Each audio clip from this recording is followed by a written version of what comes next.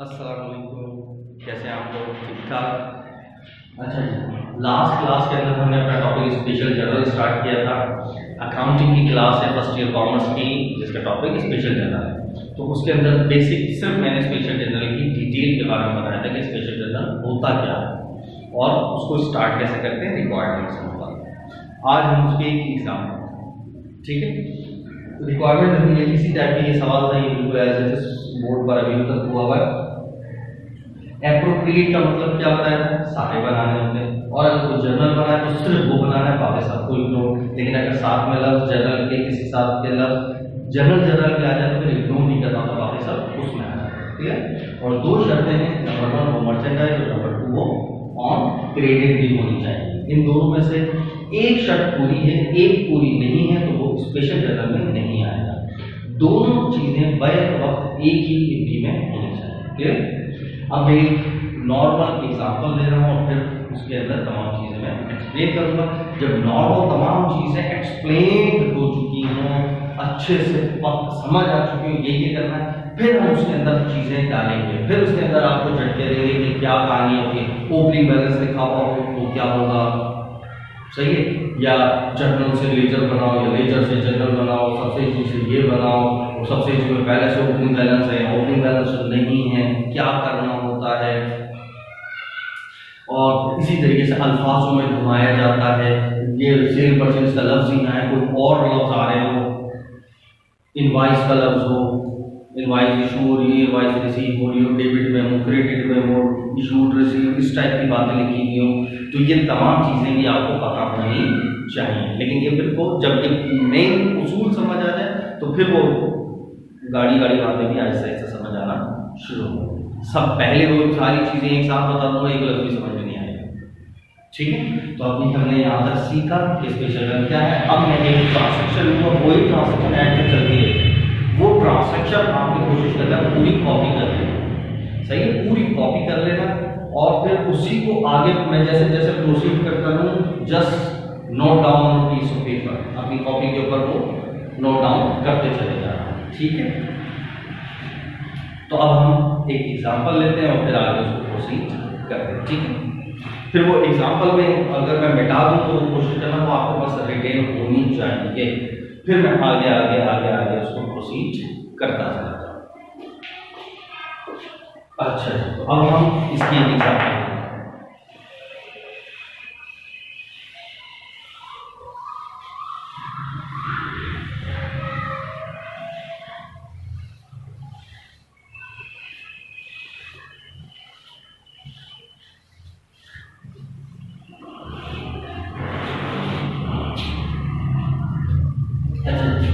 यहाँ पर शुरू में एक जर्नल, यहाँ पर धन शेयर और शेयर रिटर्न बनाना और इसका पेट्रोलियम कानून यहाँ पर बन जाएगा। तो यहाँ पर मैं सवाल नहीं, यहाँ सवाल क्यों ताकि वो मेरे सामने ही है। तो सवाल क्या है? सवाल यहाँ पर यहाँ से 2020 जनवरी की 1st सोल्ड मर्चेंडाइज टू ए एक शख्स से उसको आपने माल बेचा, कितने का भाई? ₹1000। यहाँ जगह कम है, मैं रुपीस का साइन नहीं लगा रहा। ठीक है, उसके बाद फिर 2 तारीख को फिर सोल्ड मर्चेंडाइज टू बी को बेचा ₹2000। ठीक है, इसी तरीके से 5 तारीख को फिर सोल्ड मर्चेंडाइज टू ए, फिर ए को बेचा ₹3000 का। फिर 9 तारीख को फिर सोल्ड मर्चेंडाइज टू फिर रिटर्न, थोड़ा सा चेंज करते हैं, रिटर्न मर्चेंडाइज फ्रॉम ए से माल आया, ये नजर आ रहा है ना, ए से माल कितने का आ रहा है? 100 रुपये का। सही है, ए से माल कितने का आया? 100 रुपये का, याद रखना।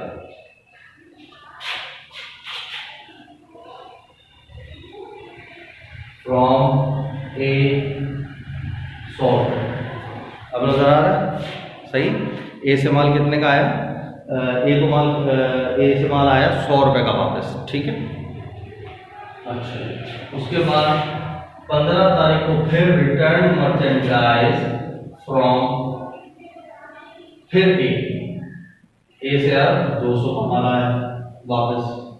फिर 19 तारीख को फिर sold merchandise to,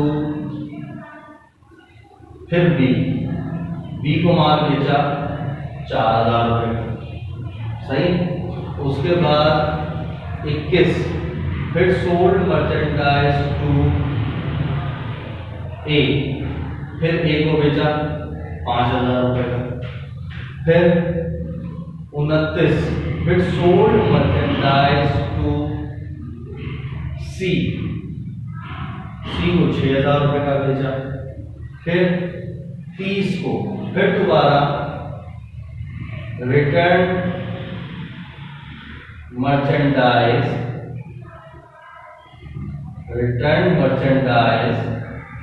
from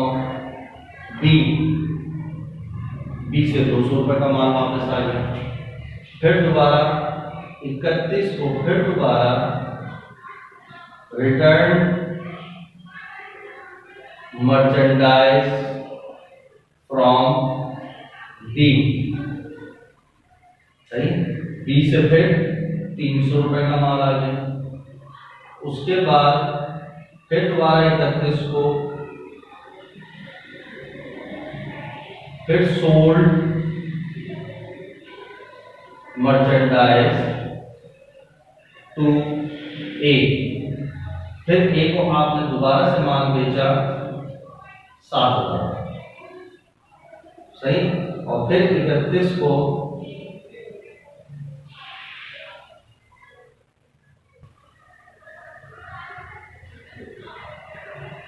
furniture sold on cash 10,000 रुपये कैश वैल्यू बेचा। ठीक है, एक कॉम्प्रिहेंसिव जरा बड़ा सा सवाल बना ताकि इसमें ज्यादा से ज्यादा चीजें आपको सीखने को मिल जाए। और रिक्वायर्ड क्या है?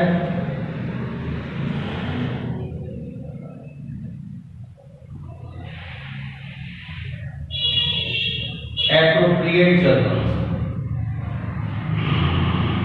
कौन से जर्नल बनाओ? एप्रोप्रिएट। एप्रोप्रिएट का मतलब क्या होता है? जो बनते हैं वो सब बनाना। क्लियर? तो पहली रिक्वायरमेंट मैंने एप्रोप्रिएट ली। अब मैं यानी कि सब कुछ बनाना, तो सारे जर्नल बनाने। सही। और फिर मजीद में और भी रिक्वायरमेंट है इसकी के, तो पहला काम हम कर रहे हैं क्या? Special journal. फर्स्ट करो सारी रिक्वायरमेंट है। नंबर 1 सारे जर्नल बनाने। नंबर 2 कंट्रोलिंग अकाउंट्स बनाने। Number 3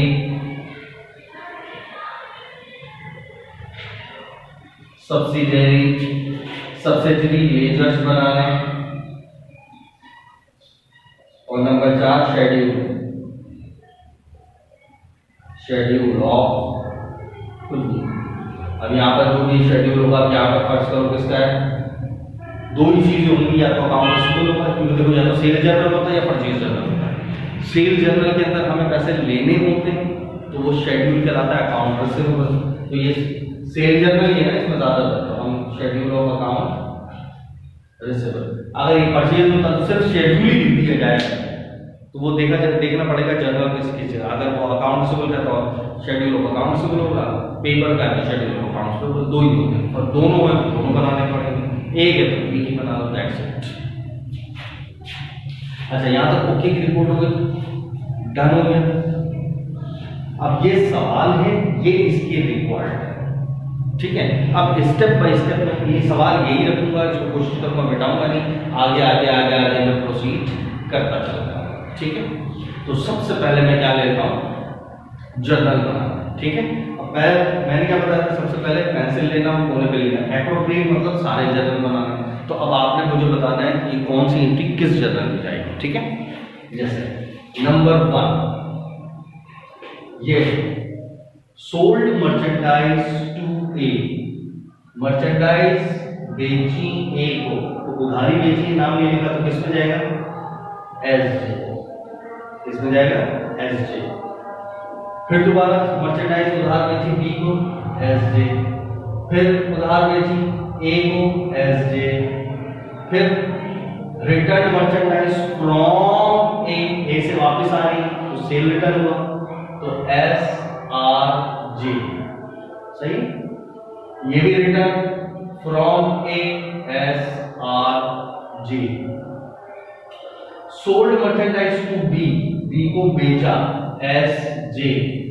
sold merchandise to A, S J. Sold merchandise to C, S J.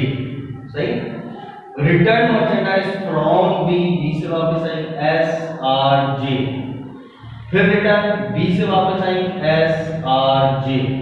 Sold merchandise to A, फिर दोबारा ए को बेचा, एस जे। फर्नीचर सोल्ड, या तो लफ्जी फर्नीचर है, मर्चेंडाइज की कैटेगरी से हट गया तो इग्नोर कर सकते हैं, लेकिन हमने बोला था एप्रोप्रिएट, तो कौन सा जर्नल बनाना पड़ेगा, जनरल जर्नल। ये सेम वैसे बनेगा जैसे आप जनरल जर्नल बनाते थे पूरा। नहीं तो आपकी मर्जी है, एंड के अंदर हम देखेंगे, टाइम होगा तो करेंगे, नहीं होगा तो छोड़ देंगे, क्योंकि ये एज एज एक इनकी बनानी पड़ेगी। और अभी देखो फर्नीचर बेचा है तो पैसा आया, फर्नीचर चला गया, यही कहानी हुई है ना, कि एलिजिबल फर्नीचर खरीद, ये इनकी बात होगी जनरल जर्नल, असल चीज ये है बात। तो इस तरह सबसे पहले आपने ये बनाना है, लिख लिया पेंसिल से। अब इनको काउंट कर, पहले बनाना है एस जे बनाना। सही है, अब एस जे कैसे बनेगा देखो,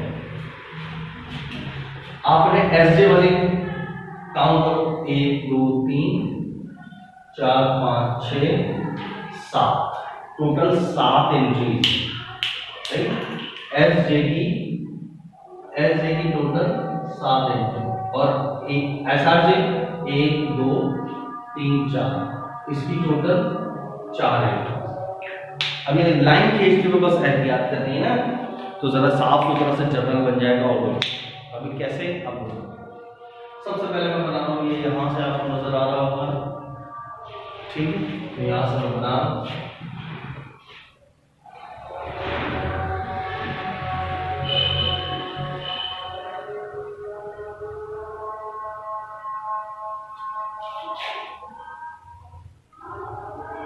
ठीक है।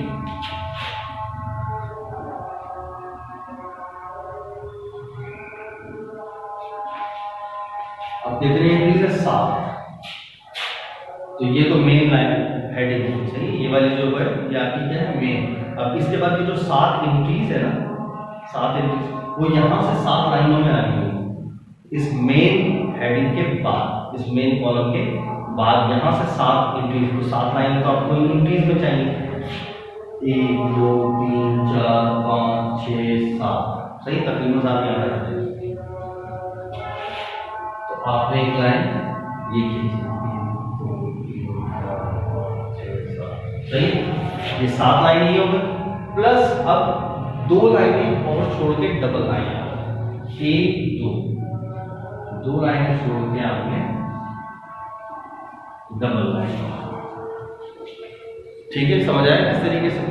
आई रिपीट, पहला कॉलम क्लियर हो गया, उसके बाद जितनी ट्रांसैक्शन थी 7 लाइनें छोड़ी, 1 लाइन लगाई, और फिर 2 लाइनें छोड़कर डबल लाइन। क्लियर? अच्छा, अब यहां से दरमियाने दर्जे के 2 कॉलम,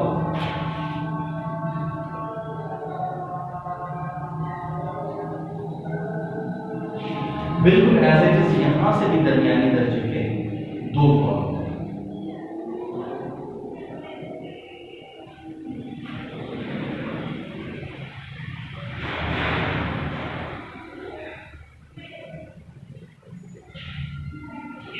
सही, तो बीच में ऑटोमेटिकली थोड़ा सा बड़ा बन जाएगा, 2 दरमियाने दर्जे के इधर, 2 दरमियाने दर्जे के इधर, तो बीच में थोड़ा लंबा सा बन जाएगा। ठीक है, बड़ा सा। ये आपने एकदम एक बना लिया, दूसरा भी आपने एज इट इज अब रिटर्न का भी बना लेते हैं साथ साथ। अच्छा, अब ये कॉमन सेंस होगा, आपके पास बड़ा स्केल होगा, पेज के ऊपर एक दफ़ा यूं लाइनें खींची, वो प्रैक्टिस के ऊपर है, जितनी आपको प्रैक्टिस होगी उतनी जल्दी आप परफेक्शन में आ जाओगे। ठीक, अब फिर आपने वही 3-4 लाइनें छोड़ दी, हेडिंग वेडिंग, इसके बाद भी एक थोड़ा सा गैप दे दो, दरमियान में भी दूसरा जर्नल शुरू होने वाला है, और फिर कोई 1-2 लाइनें छोड़कर फिर दोबारा से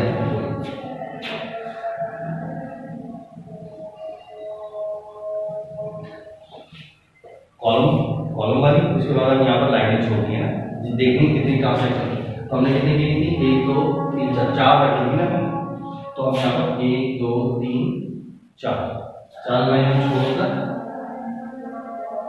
फिर 2 लाइनें छोड़कर डबल लाइन, सही, ये मेन कॉलम हो गया, उसके बाद 4 लाइनें छोड़ी और फिर 2 लाइनें छोड़ी डबल लाइन। ठीक है, उसके बाद फिर यहाँ से दरमियाने दर्जे के 2 कॉलम और फिर यहाँ से भी दरमियाने दर्जे के 2 कॉलम, ये आपको इस तरीके से आपने मेन जर्नल बनाना। ठीक है, अब आते हैं सबसे पहले मेन हेडिंग। अब मेन हेडिंग कैसे डालते हैं, सबसे टॉप पर, अब जो हमारी कंपनी होगी उस कंपनी का नाम आएगा। फर्ज करो ये सवाल किसका है, अली एंड कंपनी, किसका है, अली, बस सब फर्ज करो अली का बिजनेस है, अली एंड कंपनी का बिजनेस। तो अब आपने ऊपर टाइटल अली लिखना है, याद रखना अली। ठीक है, ये नजर आ रहा है अली, या बहुत ऊपर तो नहीं हो गया,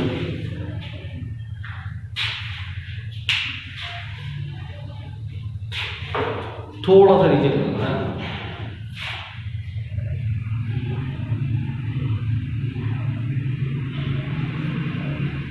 ये अली लिखा, अब नजर आ रहा है, तो आ रहा है सही, ये अली आ गया मेन टाइटल। फिर अली के बाद क्या करेंगे हम, जो जर्नल बना रहे हैं उसकी हेडिंग है, जो ये कौन सा बना रहे हैं, सेल जर्नल, तो सिर्फ सेल जर्नल लिखा।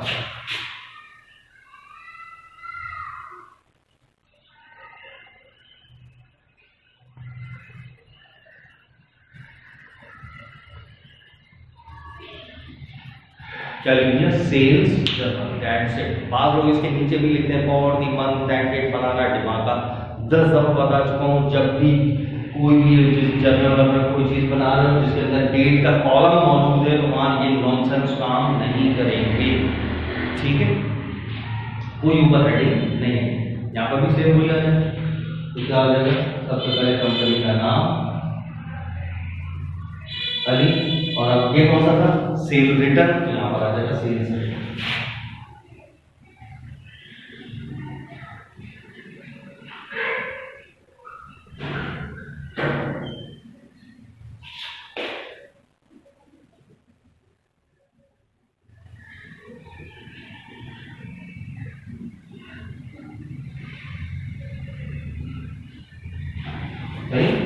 सेल्स रिटर्न में अलाउंस।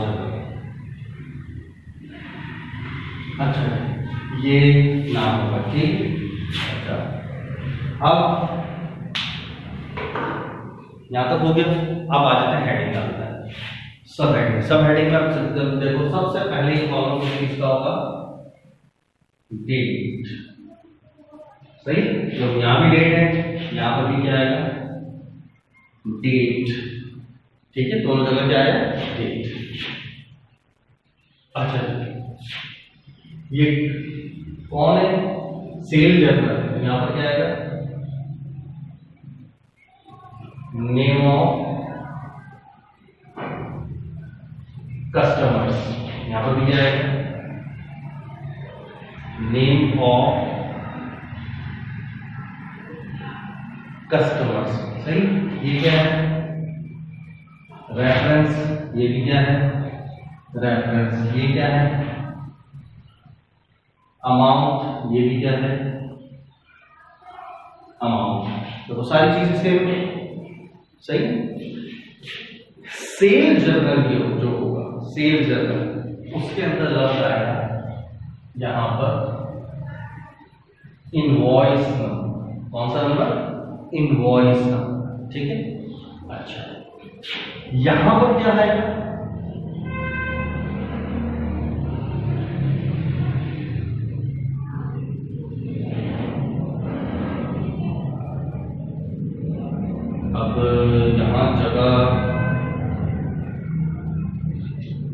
मैं लिख देता हूँ 12।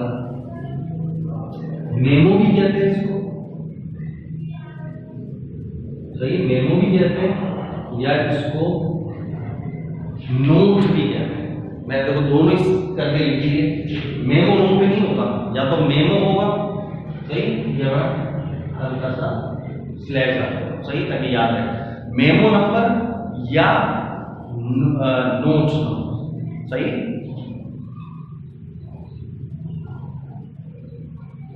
या तो मेमो लिखें या नोट लिखें, सही। अच्छा, और प्लस, अच्छा यहाँ पर ओके हो गया। अब इसके अंदर जो छोटी सी बारीकी है वो मैं थोड़ा सा डिस्कस कर दूं। इनवाइस पहले यहाँ, बाकी तो सब कुछ सेम है, यहाँ इनवाइस आता है, याद रखो जर्नल के अंदर हमेशा इनवाइस। अच्छा, एक का मतलब आप सेल या सेल रिटर्न सी कहते हैं, तो परचेज या परचेज का बिल्कुल उसी का उलट है, सेम काम करेंगे, कोई रद्दोबदल नहीं है सिवाय ए का परसेंट के। मसलन सेल जर्नल बना रहे हैं तो यहाँ पर क्या लिख रहे हैं, नेम ऑफ कस्टमर, तो जब वो बनाएंगे परचेज जर्नल तो यहाँ क्या लिखेंगे, नेम ऑफ सप्लायर। बाकी 100% यही होगा, यहाँ इनवाइस है वहां पर भी इनवाइस है। तो सेल जर्नल हो या परचेज जर्नल हो, यहाँ पर इनवाइस किया, क्लियर। बस सेल जर्नल में लफ्ज कस्टमर और परचेज जर्नल में लफ्ज सप्लायर, बस बाकी पूरा हेडिंग सब कुछ सेम। तो सेल जर्नल ये ना, अगर यही मैं बोलता परचेज जर्नल होगा तो कहाँ कहाँ चेंजिंग हुई, अली परचेज जर्नल, बाकी सब वही, कस्टमर की जगह लफ्ज सप्लायर, ठीक है। अब इधर आए, अब सेल रिटर्न के अंदर क्या है, सब कुछ सेम है, कोई कस्टमर है, नोट है, या तो नोट नंबर लिखो या मेमो नंबर लिखो, बात नहीं, यहाँ तक कहानी था। अगर यही परचेज रिटर्न जर्नल होता तो क्या करें, सब कुछ सेम होता, बस यहाँ लफ्ज Ali purchase returns and allowances journal, name of supplier, यहाँ पर मेमो या नोट रहता, यहाँ तक क्लियर। अब एक लास्ट पार्ट, ये जो मेमो नंबर होता है, ये जो मेमो या नोट दोनों से कोई भी लफ्ज है, ये या तो डेबिट होता है या तो क्रेडिट होता है, यानी पूरा असल में इसका नाम होता है, अगर आप लफ्ज मेमो बोलेंगे तो क्या बोलेंगे, या तो डेबिट मेमो होगा या क्रेडिट मेमो होगा। सेम एज इट इज, अगर नोट का लफ्ज इस्तेमाल करते हैं तो या तो डेबिट नोट होगा या क्रेडिट नोट होगा, सही, सिंपल सादा सा नहीं होता, या तो डेबिट नोट होगा या क्रेडिट नोट। इसी तरीके से डेबिट मेमो या क्रेडिट। अब याद आए, यही सेम लफ्ज आप बैंक रिकंसिलिएशन में पढ़कर आए, बैंक रिकंसिलिएशन में होता था ना, डेबिट मेमो इतने रुपए बैंक के चार्जेस, क्रेडिट मेमो इतने रुपए मार्कअप, यानी बैंक जब आपको देता था डेबिट या क्रेडिट मेमो दे रहा होता था, याद आया, तो वो डेबिट या क्रेडिट मेमो का मतलब ही क्या होता है, वहां पर क्या मतलब निकल रहा था, मेरे बैंक से कट रहे हैं या मुझे मिल रहा है, तो बैंक उसका मेमो बना के दे रहा होता है। मेमो बेसिकली शॉर्ट फॉर्म में मेमोरेंडम किया, इतना लंबा यहाँ पर नहीं लिखे, मेमोरेंडम नंबर फला फला, सिर्फ सिंपल क्या लिखते हैं, मेमो, छोटा सा नाम। इसी तरीके से नोट का लफ्ज इस्तेमाल कर दिया था, छोटा सा नाम, ठीक है। तो या तो ये डेबिट मेमो होगा, ये क्रेडिट, यहाँ तक क्लियर। अब सवाल पैदा होता है, ये कौन सा जर्नल बनाया है, सेल्स, तो सेल के अंदर कौन सा मेमो होता है, क्रेडिट मेमो। सेल के अंदर कौन सा मेमो होता है, क्रेडिट मेमो। ये फिर मैं छोटी छोटी एग्जांपल भी देता रहूंगा याद रखने के लिए कि कौन सा मेमो होता है, नहीं आप एक जैसे ही है ना, डेबिट मेमो या क्रेडिट मेमो मिक्स हो जाते हैं यार, किसमें कौन सा मेमो होगा, सेल रिटर्न में कौन सा मेमो होता है और परचेज रिटर्न में कौन सा मेमो होता है। तो एक छोटी सी हिंट दे रहा हूं याद रखने के लिए। सेल रिटर्न की एंट्री क्या होती है, cell return debit, account receivable credit. तो सेल का ताल्लुक मेन हमारे कस्टमर है ना, अकाउंट रिसीवेबल, तो वो क्या हो रहा है, क्रेडिट। तो सेल रिटर्न में अकाउंट रिसीवेबल क्रेडिट होता है, तो याद रख लो मेमो कौन सा होगा, क्रेडिट मेमो, याद रहेगा। तो इसके बाद यहां पर अगर मैं नाम लिखूं तो ये कौन सा मेमो होगा, क्रेडिट मेमो, सही है। तो इतना लंबा लिखना है, क्रेडिट मेमो नंबर, सिर्फ मेमो नंबर इतना सा भी इस कॉलम के अंदर लिख दोगे काफी है, मैंने आपको समझाने के लिए इतनी डिटेल लिखी है, आपने सिर्फ क्या लिखना है, मेमो नंबर, बस इतना लंबा नहीं लिखना, क्रेडिट मेमो नंबर, जगह ही नहीं बचेगी, ठीक है। मैंने यहाँ एहतियात लिख दिया क्रेडिट लफ्ज, ठीक है, आपकी याद देना है, रेफरेंस भी दे दिया कि इसकी एंट्री क्या होती है, सेल रिटर्न की, cell return debit, accounts of credit, accounts of credit होता है तो कौन सा मेमो, क्रेडिट मेमो। इसी तरीके से जब आप purchase return and allowances journal बनाएंगे तो परचेज रिटर्न की एंट्री क्या होती है, purchase return credit, accounts payable debit. Accounts payable debit होता है ना, तो वहां पर डेबिट मेमो होगा।